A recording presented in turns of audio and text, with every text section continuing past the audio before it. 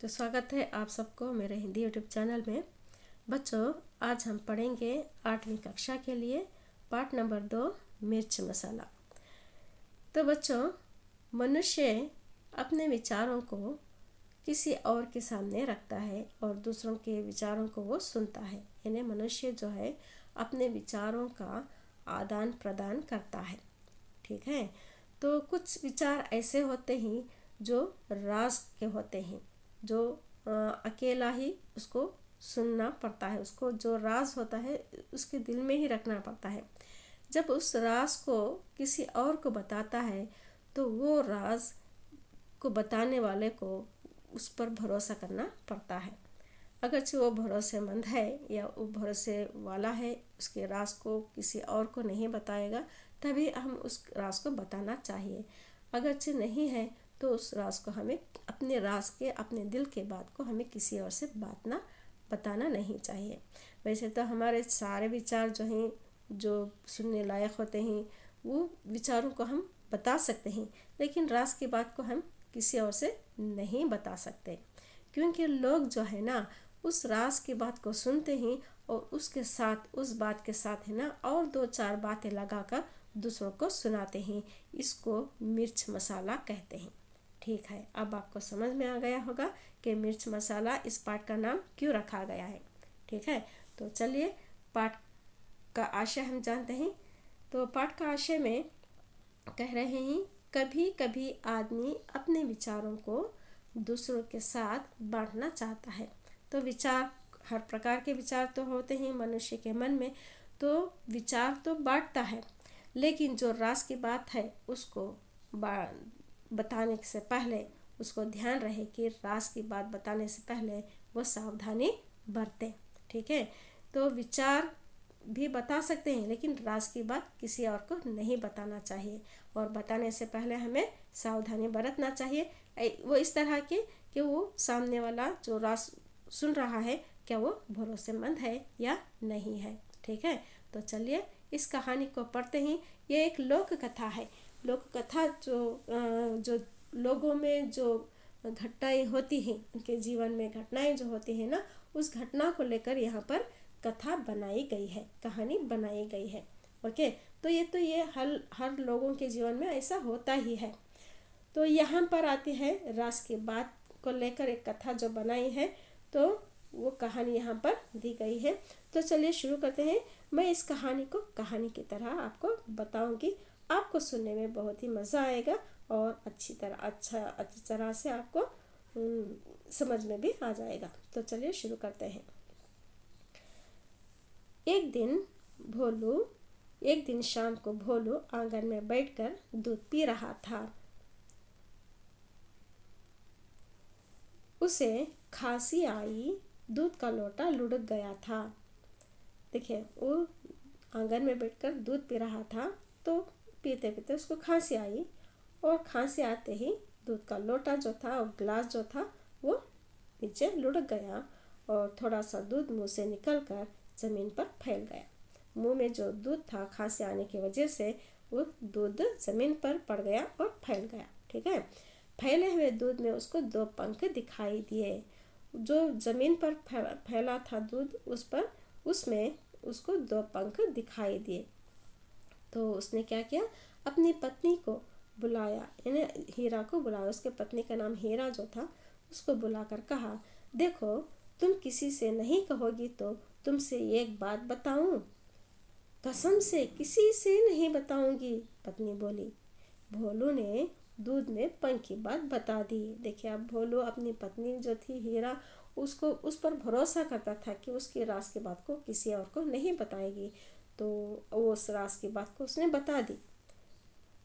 तो हीरा ने क्या किया, हीरा इस बात को पचाना पाई, मतलब वो उस राज की बात को अपने दिल में नहीं रखना चाहती थी, वो दूसरों को सुनाना चाहती थी। इसको कहते हैं पचाना पाई। उसका पेट फूलने लगा। जब तक उस राज की बात को दूसरों तक नहीं पहुंचाती, तब तक उसका पेट फूलने लगता है। तो अपनी पड़ोसन चंपा से कहा, एक राज की बात है, जानती हो आज क्या हुआ?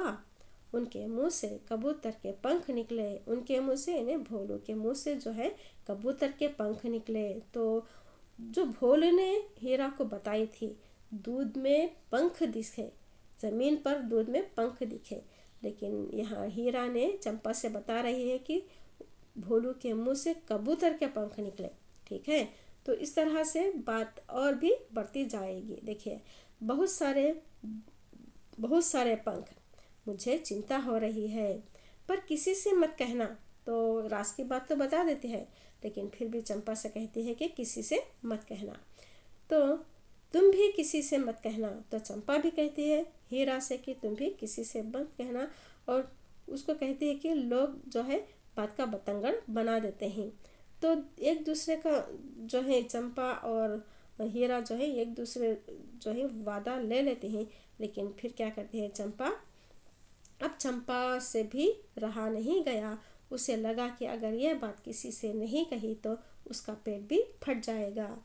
तो चंपा जो है उसने वादा किया था कि किसी से भी उसकी राज की बात को नहीं बताएगी। ओके, लेकिन अब उस राज की बात को वह खुद भी नहीं पचा पा रही है। तो उसने क्या किया, अपनी सहेली चमेली को देखते ही उसने सारी बात उगल दी। मतलब भोलू के मुंह से कबूतर जो निकला था, इन्हें जिस तरह से हीरा चंपा से कही थी, उनके मुंह से बहुत सारे कबूतर के पंख निकले थे। तो यह सुनकर चंपा ने चमेली से कैसे कहा, भोलू को आज खांसी आई और उनके मुंह से एक पूरा कबूतर निकला। देखिए, यहाँ फिर दो और बातें जुड़ गए। तो चंपा चमेली से इस बात को कहने से पहले उससे वादा भी करवा लेती है कि किसी को नहीं बताना। और वादा करवा लेने के बाद में चंपा कहती है भोलू को आज खांसी आई और उनके मुंह से एक पूरा कबूतर निकला। तो यहाँ पर दूध में पंख दिखे और हीरा के मुंह से क्या निकला, मुंह से बहुत सारे कबूतर के पंख निकले।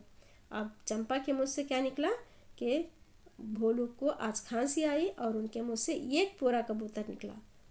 कबूतर के पंख से लेकर पूरा कबूतर निकला। इस तरह से बात और बढ़ती गई। अब इस बात को सुनकर चमेली को विश्वास ही नहीं हो रहा था। तो उसने कहा, पूरा कबूतर तो इतना बड़ा पक्षी है, खाया कैसे होगा।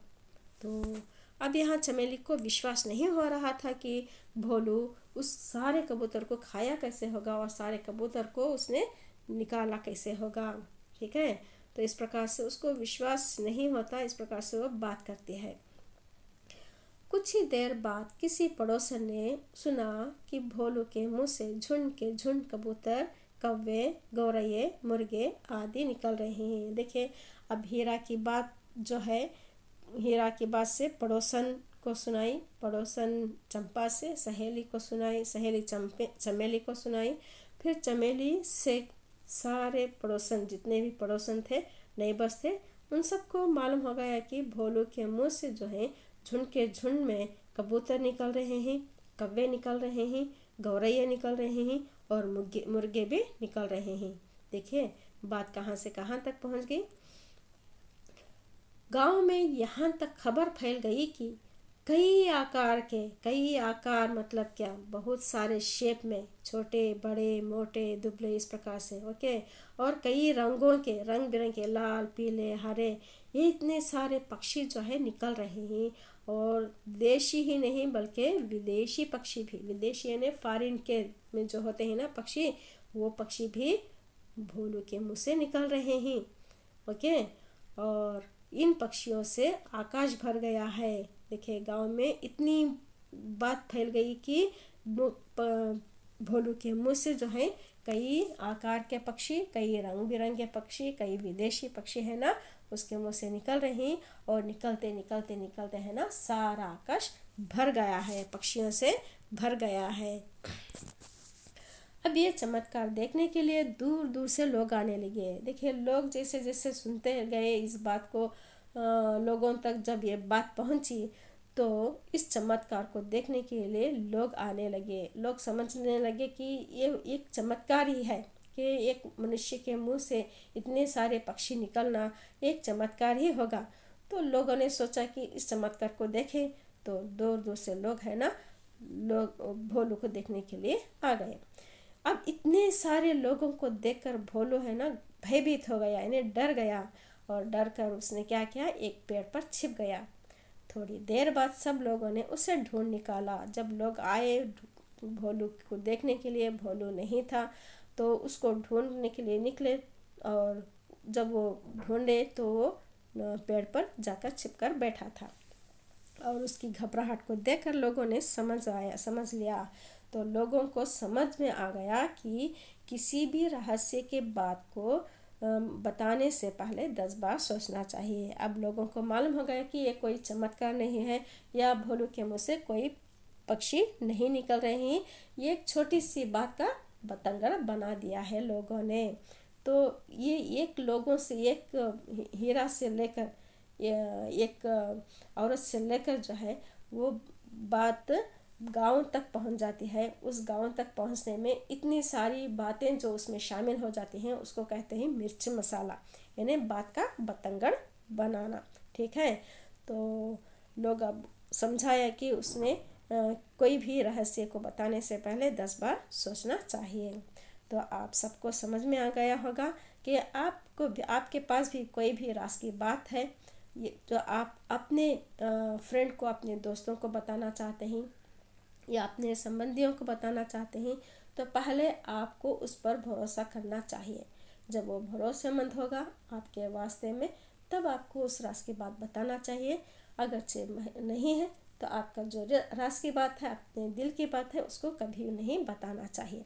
ठीक है, वैसे भी जो विचार हैं, दूसरे प्रकार के जो विचार हैं, मनुष्य बांटता रहता है, देता रहता है, लेता रहता है, आदान प्रदान होता ही रहता है। लेकिन जो राज की बातें, कुछ बातें होती हैं, जो राज की बातें होती हैं, उसको बताने से पहले 10 बार सोचना चाहिए, नहीं तो बात का बतंगड़ बन जाएगा मिर्च मसाला लगाकर। ठीक है बच्चों, अब उम्मीद करती हूँ आप सबको ये कहानी पसंद आई होगी, समझ में आ गई होगी। तो अगरचे मेरी कहानी अच्छी लगी है तो ज़रूर मेरे चैनल को लाइक करें, शेयर करें और सब्सक्राइब करें, और कमेंट्स भी करें कि आपको कहानी कैसी लगी और आगे किस प्रकार की आपको कहानियाँ मैं डालूं। ठीक है, अगर से आप नए हैं मेरे चैनल में तो सब्सक्राइब ज़रूर कर लेना। ठीक है, तो इस पार्ट का जो भी नोट्स है, क्वेश्चन आंसर्स है, मैं अगले पार्ट में लेकर आऊँगी। तब तक के लिए आप धन्यवाद।